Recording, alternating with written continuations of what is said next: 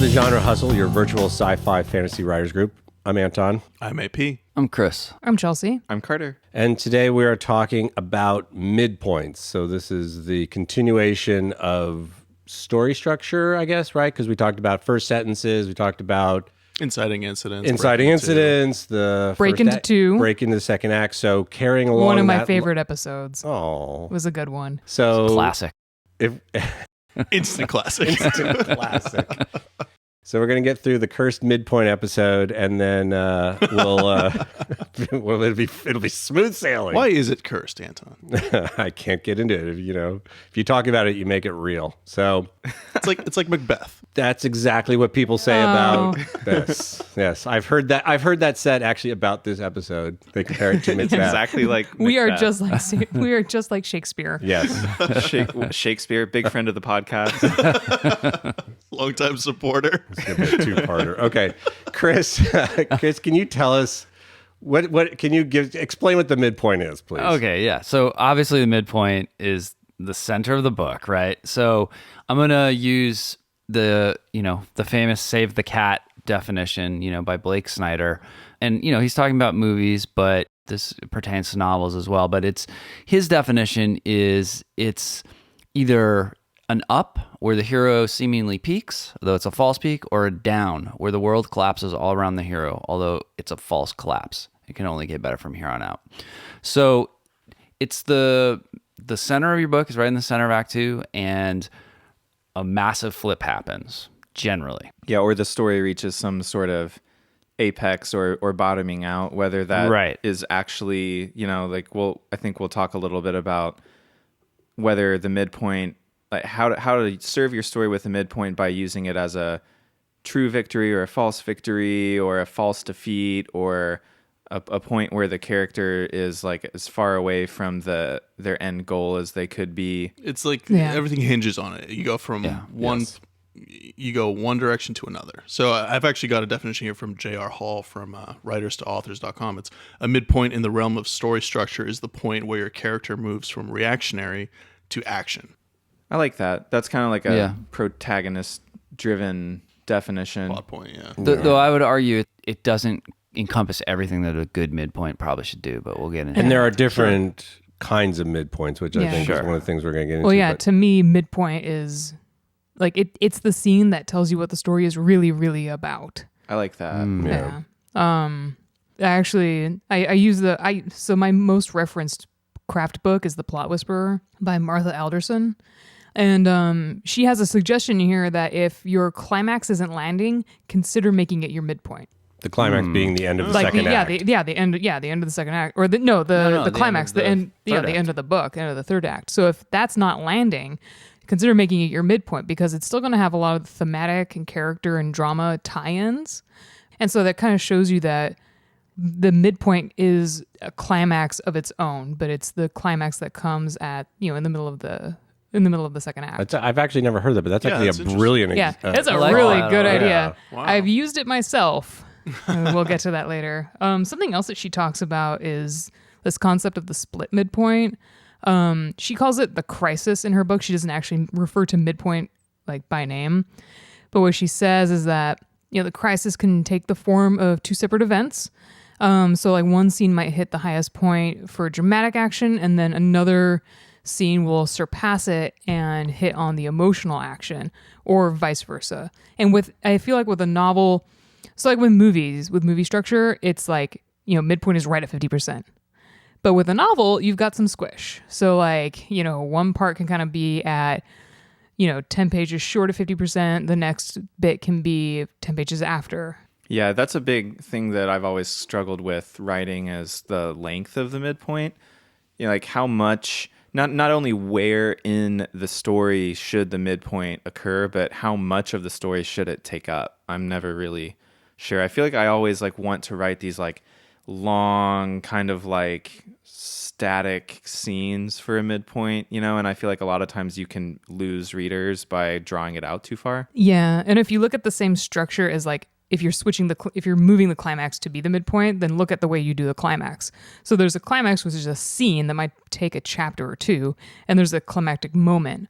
And so I think the midpoint should always contain some kind of moment that shows like, agree. Here's the hinge. It should have the same kind of look and feel as the climax. Yeah, it should, like, one moment that you can mirror, point to and be like, that's the point. Because I mean, J.R. Hall talks about it, that it's in his opinion, it's a tent pole that holds up like the sagging middle. So you've got the middle of the novel, you've got this one point that holds up the middle part, and I agree with that, and that's what I strive for. The one I learned from screenwriting was the midpoint is, and again, this is screenwriting, which it does, applies in the idea of sort of 3-act structure and some of the general tenets of plot writing or novel writing, and it's the protagonist is at their furthest point from the goal. So it's the middle of the story, and the protagonist, the hero, has been doing all this stuff and is now the goal seems out of reach. Or they found out that what their actual enemy is or what they actually need is different from what it was before, and now they have this whole other shit to figure out. Yeah, and that's one of the variations, and that gets into kind of, I think, into this. I don't know if that's really the false defeat, but that's one of the variations. Right. But I think a midpoint should contain like 3 things, and this was actually given to me over Twitter by sci-fi and thriller writer Alex Kourvo. I hope I'm pronouncing that right. She's at Alex Kourvo, and she says she writes, she teaches classes on it, and that the midpoint to her should contain action, which is a big plot twist or turn, emotion, so that you can tell that it matters very intensely to the characters, and drama, in that the characters now have bigger problems than they ever imagined. That's really good. I think the emotional component of that is really important, and something that I think I tend to overlook sometimes at the midpoint. I'm always thinking in terms of plot. Yeah. Which is obviously important, but thinking back, I think when we go through some of our examples, I bet the ones that really land for us probably have a big emotional turn as well. Yeah, it has to matter to the protagonist. And then I think if it matters to the protagonist, it's going to be thematically significant. Yeah. So we've talked about a few different kinds of midpoints, and we've talked about the false win and the false defeat. What are some examples of what that might look like? So the example I wanted to talk about is a classic false win or false victory. It's from the book I Am Legend by Richard Matheson. And so in this book, if you've seen the movie, the book's a little different from the movie. But in the book, the main character, Robert, is the only surviving human after this basically plague of vampirism. So everybody who's alive is a vampire, and they come at him at night and surround his house and want to drink his blood. So he's like the only one who's there who's not infected. He doesn't know why he's not infected, and he, for years, has not had any communication with anybody who's not a crazed vampire trying to kill him. So in the middle of the book, what I would assume is the midpoint, he meets Ruth, who is a woman who appears to not be infected, and he takes her into his house, his compound. They kind of have this whole moment where he finally realizes that he's not alone, and that he isn't the only one who's not infected, and that he finally has someone that he can figure this out with. And then he discovers that she is in fact infected, and she is a vampire, and she's infiltrated his house on behalf of the other vampires. What? Yeah, so it's this whole thing where you get this, like Chelsea mentioned, this big emotional release. You feel like, oh, he finally got what he's wanted this whole time, and then it's taken away from him, and it's a really powerful midpoint, I think. And it's a big turn in the book. Right, absolutely, because then, he realizes that not only is he potentially the only one who's not infected, but the vampires know it, and they're trying to get at him and figure this out on their end also. So he's like as far from his goal as he's been. What I think is most provocative about that midpoint is that she's infiltrated his safe space, and so like everything that he had has been completely taken away. Right. Yeah, that's very emotionally charged, actually. He's getting betrayed like that. That's especially after that false hope. I mean, that's brutal.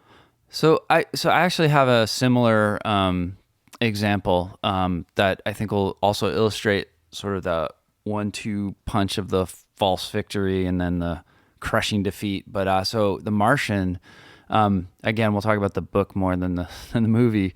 But Mark Watney is stranded on Mars. He is presumed dead, and he assumes that they think he's dead and that he's gonna die there. And then the midpoint of the book is when he finally manages to get in touch with NASA, and which is emotionally uplifting, obviously, because he's going to live at that point. He's going to live, and he's been completely isolated, and now he's got someone to talk to, even though it's weird. But like, that's the false victory. He's like, boom, they're sending a supply thing for me. I'm going to survive no problem until the next ship arrives. And then there's the flip, which is when the hab blows up, when something goes wrong and it explodes, and he's not going to have enough food, and now he's going to die. Right, and now it becomes the rest of the story, which is how does he survive until this, until he's saved. Yeah, so it kind of builds you up, in the book, and then really punches you in the face. And that does what Chelsea was talking about in terms of it's emotional, it's got action, and the drama is heightened. So I think it sort of checks all those boxes, and then it also does kind of what Carter was talking about with I Am Legend, which is this big turn into the rest of the story. Which I think when you do the midpoint right, that's what you're really doing. Is you're taking the reader and you're saying we were going this direction. Oh, wait a second, we're going over here now, and then they're going to stay with you for the rest of the book. Yeah, you re-clarify the goals and what the story is really about, and raise the stakes up to like 11. There you go. Yeah. Yeah. I think what The Martians accomplishes is doubling down on the theme of survival. Right. Because he was already in survival mode, and now he's extra in survival mode. Right. Super survival. So let's talk about our own writing.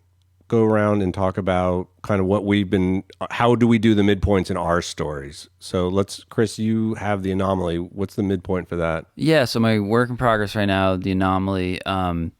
So without going into too much detail, so my midpoint is about changing goals and expectations. So up until the midpoint, my main character is trying to help this AI. He's been tasked with sort of like helping it kind of acclimate to the world and to do its job. He's sort of like an AI psychiatrist or psychologist. And the midpoint occurs to me when he realizes that it's not going to work. The AI is dangerous, and instead of helping it, he needs to shut it down. So there is a moment of action where he is attacked, sort of. But for me, the important part of the midpoint was that it's changing. What he thought was his goal is actually gone, and he's got to recalibrate and so it makes this turn go like against we've been his about. Sort of nature. Yeah, exactly. It makes the turn in that way. So it's more of an emotional, I think. But yeah, and it also raises the stakes a lot because it makes it less of a story about, solving this interpersonal or inner intellectual thing, and a story about conflict, combat. He's got to. Yeah, he's also becomes physical danger becomes an issue as well. Right, it's not existential danger of the AI just not doing its job. Suddenly, it's life and death. I mean, there's existential danger still happening, but yeah, it definitely raises the stakes. You said, Carter.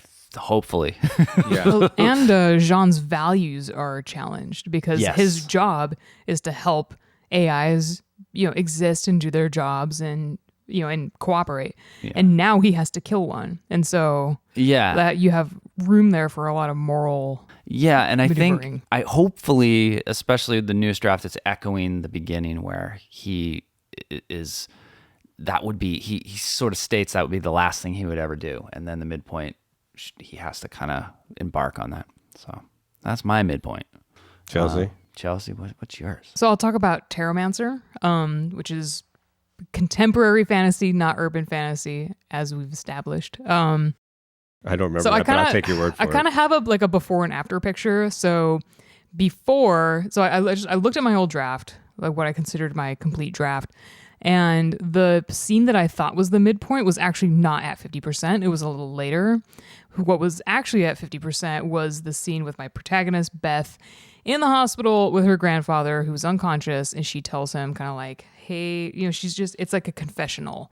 She's getting all this off of her shoulders, like, hey, I have magic powers. Hey, I'm fighting all these bad guys. Hey, there's a girl missing. So, if something bad happens to me, you know what's going on. And then the part that I thought was the midpoint is actually is like this battle scene, because I took the advice of changing reacting into acting maybe a little too literally. Mm-hmm. It is my first novel, but dare you not be perfect? No, what a failure. And so it's literally like her spell has finished. It's given her results, and now they can go act on it. So I was like, oh, it's perfect, because now they're going to go act. But what I actually had written was a split midpoint without even knowing that a split midpoint is a thing, because emotional action with her and the grandfather, and then dramatic action, her versus these orc-like monsters in an abandoned high school shooting fire at each other. So that's the before. Right. And like it works. But the problem I think with it is that those two scenes don't have anything to do with each other. So they don't actually work as a split midpoint. They just work as two separate midpoints. Two scenes. Yeah, two scenes, neither of which somewhere near the middle of the book. Neither of which are related, and so like one isn't levering up the action from the other. So I'm rewriting it right now. I'm restructuring it. So what I'm hoping to accomplish this time is to actually write just one midpoint scene. So with action, emotion, and drama. So like Beth is there, easy. fighting the bad time. guy. She's there with her D&D fantasy crew, the cleric, the knight herself is the caster, and then her grandfather shows up during that fight. And it's like a revelation of his own skills and abilities that he's been keeping from her this entire time. That's gonna totally work. Yeah, I think so, because what's going to happen is that her entire world is going to crumble. Everything that she thought was true is completely out the window. That's great, and that's a brilliant turn, because then it turns right into the rest of the book of what is she going to do now. Yeah, and another thing that it can do is challenge or unsettle her relationship with her grandfather. Right. Yeah, Cool. That's perfect. All right, fingers crossed. Now you just write it. Just write it. Get it done, Chelsea. Carter, what about you? What's your midpoint? So I'm working on this book. It's kind of a flintlock fantasy set in sort of a fantasy 1700s Caribbean sort of world. And basically what I'm doing with my midpoint is it's the point where my separate POVs converge. So I have three main characters, two of whom are kind of anti-heroes and one who's more or less the villain or the antagonist. Mm-hmm. And they're chasing each other in various ways throughout the first and second act. And then the midpoint is the point where they are all in one place now and, shit hits the fan. So, I mean, you have, from the two somewhat hero characters' perspective, it's the point where, oh shit, they caught us. And then so it's sort of a false defeat or a low point for them. And from the villain, sympathetic villain's perspective, it's the point where he finally proved himself and from his point of view, caught the bad guys. So for him, it's very much a false victory that kind of pivots to the end of the novel. It's like, okay, I did what I was supposed to do, and then he finds out that what he's been doing is actually serving this evil imperialistic institution and stuff like that. So it's kind of doing a lot. It's sort of a complex plot because I have three main characters, but that's kind of what I'm doing, is having the midpoint be the point of convergence where you get hopefully that if I pull it off, it'll hopefully be that kind of cathartic epic fantasy, like, oh, they're all here now. I was going to say that's very in a lot of contemporary fantasy now, when you have multiple POVs, that's often what happens at the midpoint, is where the POV characters will all, the reader is expecting them to all kind of meet, and the midpoint will often be where, and I'm thinking of the Victoria Schwab book, the first. What's the first? Is it Darker Shade of Magic? Darker Shade of Magic. I'm reading that right now. Okay, so I will go any further. Basically, the two characters come together, so it's a convergence, and it's a split midpoint because each character gets a midpoint at one end of the chapter and the other end of the chapter. Yeah, but I also think like the Dagger and the Coin books, the Daniel Abraham, and probably the G.R.R. Martin. It's been a long time since I read those, but when you have these multiple POVs, I feel like that the middle of the book is where some of them, I don't know if it's all of them, but they all kind of converge, and it turns all of their stories in a direction. So I think that's a good example, actually. Well, what about you, Anton? So in the last Varja story that I wrote, so Varja is this demon hunter I write these short stories about. Him and Ghislain, his partner, are called to find this demon, and I guess I want to call it a kind of a false defeat, because they're called to find there's this demon, this woman's been possessed, a witch in the forest kind of thing, and they go out and they beat it pretty easily.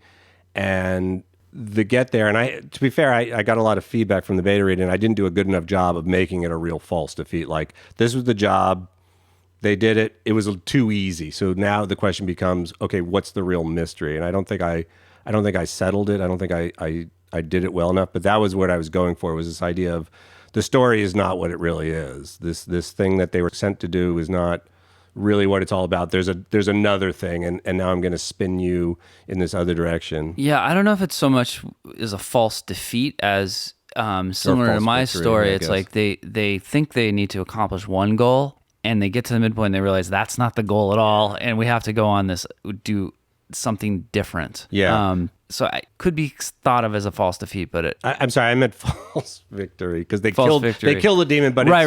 Yeah, false sorry, victory, but it's it's funny, because in short stories you're sort of signaling to the reader a little bit with, if it's a 40-page story and the reader is getting to page 20 and the thing isn't over, they kind of know that this isn't the real end. So I think it's one of those things, I guess, as a writer, you have to be careful of that. Chelsea, what you said makes so much sense. The action, drama, emotion. Like, if you can hit those, then you can make the turn, and I think the reader will go with you. I don't think I hit it with. And I think the thing that you're like, out of the three that you're missing, so you've got action, you've got drama, but maybe if you work in the emotion a little more with Varja, because he's all about this demon hunting business, and if he has realized that, like, wait a second, this isn't right, that means that there's a greater threat. So if you can bring more of that interiority and more of, like, the anger and the betrayal and, like, oh, we were lied to, if you can bring that to the forefront, now I think it will become an effective midpoint. Yeah, just do that. Cool. Yeah. All right. Chelsea and I are going to go write. Finish our stories after this, and we'll be done.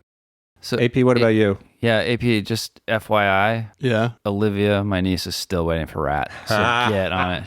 That makes two of us. She is not happy with you right now. So I struggled a bit with the midpoint and have gone through a bunch of rewrites for Rat. And Rat's about this, mediocre monster hunter. She's terrible at her job. And, she finds out she's got magic, and the headquarters of her mercenary company get attacked by a massive monster horde. So my midpoint is when this monster horde actually breaks through the defenses and overruns the town that they're in, and they all have to retreat to the fort. But the reason it's a midpoint for me, and what I was going for with the midpoint, is three things. First, Astasia stops looking for ways to run away and actually commits to fighting this army and commits to the role of being a monster hunter. So that's the reacting to reacting. Exactly. Or reacting to acting. Exactly, yeah. The second one is, she stops shying away from using this magic that she has inside of her and being scared of it to, hey, this is a tool, I need to master this, I'm going to commit to this. And the third one is her relationship with Falwar, who's this kind of semi-mentor, semi-antagonist, and eventual romantic interest. So this is where it goes from, this is my jailer, to this is a potential friend and ally and someone that I'm going to help protect. Yeah, so you've got a lot baked in there. Yeah. I'm trying. No problem. I would also argue you have additional emotional content if you choose to play it up, where the sort of world that we have presented in the first act and into the second act is that this company's got their shit together. They're like, it's all like business as usual. And then all of a sudden there's a horde that they've never seen before. It overruns them, and their safety is just gone. And they have to retreat back, and they're like, we're all going to die. That's definitely the blowing up of the world. Yeah. So it sounds like it's going to work. Yeah, I guess that's another one. Yeah, so I totally did that on purpose. Yeah, it totally becomes did. a midpoint for the carrion company too, because now they're on the back foot, and you have the opportunity to actually make the company more relatable to Astasia, because it's like, now everybody's bad at their job. Yeah. We're all gonna die is a pretty solid bet for a midpoint. If you gotta land somewhere, that's not bad. If you're not sure what to do and you need an idea, oh shit, we're all gonna die is a good one. Excellent. Another one of Carter's laws. Yeah. Yes. Carter's law number 3. So yeah, like you what you're doing is you're incorporating the drama, the action, and the emotion. And the emotion is in different levels, or different layers of the plot.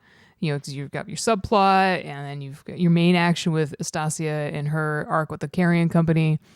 So yeah, just write it like that. It's fine. And I think that brings us back around to what the midpoint should be doing and sort of the different variations. So we've talked about, yes, obviously it's at the middle of the story, hence the name. But that's where that comes from. Just put that together, did you? Nice. But I think what we've been saying is that it really is about where the hero or heroes, I guess, Carter, you brought up a good point with multiple POVs, is where are they at, and then where do they turn? And I know I keep bringing up the turn, but I think that's really what it's about. I love the idea, Chelsea, about if you're not sure, using the climax as the midpoint. That's a great recommendation.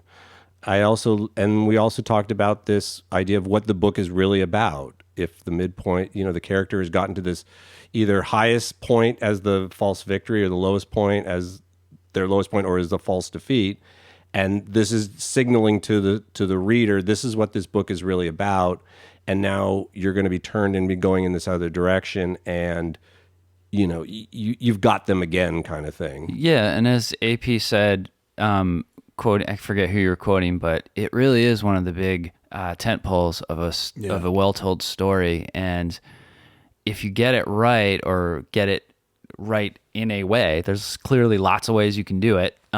It can really make your third act flow a lot better. Well, and it's also and your whole novel. And your whole novel. I think maybe we sort of glossed over this, but it's super critical too. Yeah, it's absolutely critical.